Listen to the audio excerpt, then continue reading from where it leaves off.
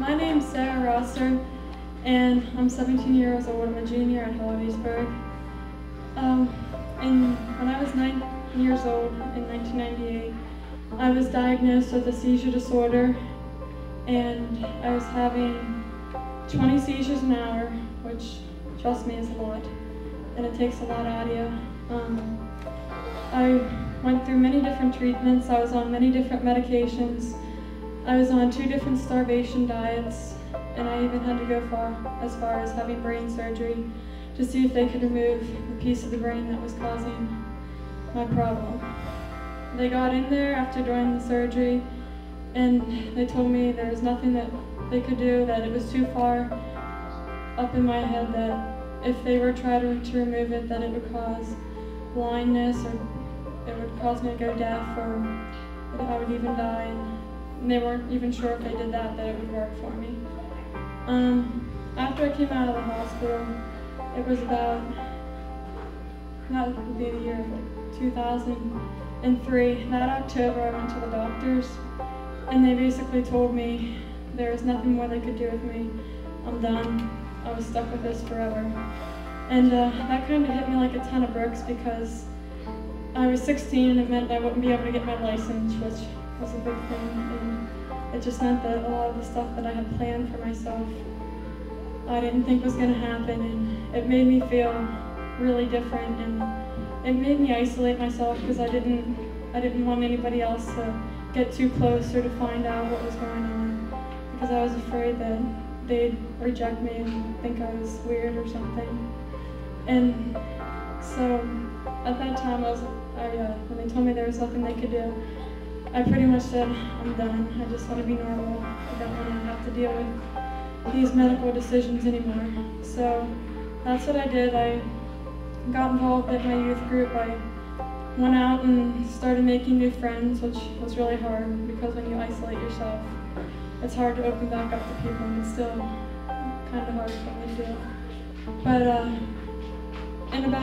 in May of 2004, May 10th, it was Mother's Day weekend, and I had been struggling in that time with my spiritual life with this, because I was really thinking, why, God, did you do this to me? Why? What did I do? Why are you making me so different? This can't be happening. And I never really prayed about it, because I didn't think it was possible for a miracle to happen to me.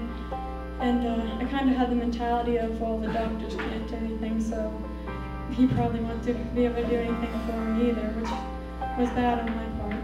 But on May 10th, I was listening to a skit that was put on by our church for Mother's Day, and it was called The 12 Other Disciples of Jesus' Life, and it was about the women of his life.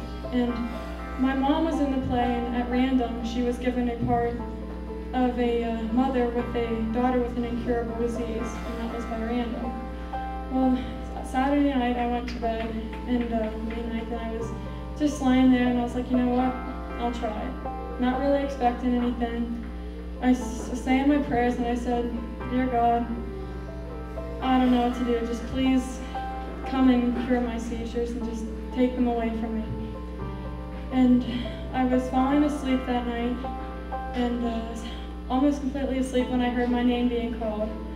I suddenly woke up and got an electrical tingling jolt throughout my entire body. And at that moment, I knew it was God that was calling my name. And after it had happened, I felt completely different. I didn't know how, but I knew I was changed. And I was hoping, I was like, oh God, please let this be my seizures. Please just let that be what this is. Well, May 10th, last week, Wednesday, it's been 2 years since it happened, and I haven't had a seizure since then. And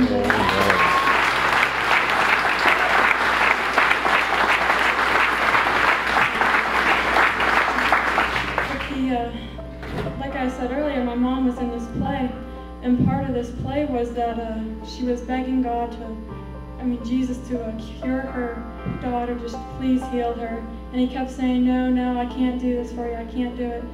And she finally realized that he was just testing her, and when he realized that her faith wouldn't diminish, he said, you go home and you'll find your daughter completely healed. Well, after my mom, she got up that early and left before I was able to tell her what had happened. And after she was done performing that part in the skit after church, she came home and she found me and my dad in the kitchen laughing.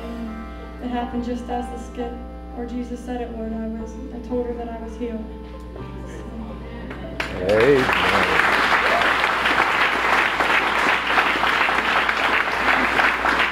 I'm just going to end with this. The one thing that I learned looking back on this is you should never label anything impossible before going to the one who makes impossible possible. Amen.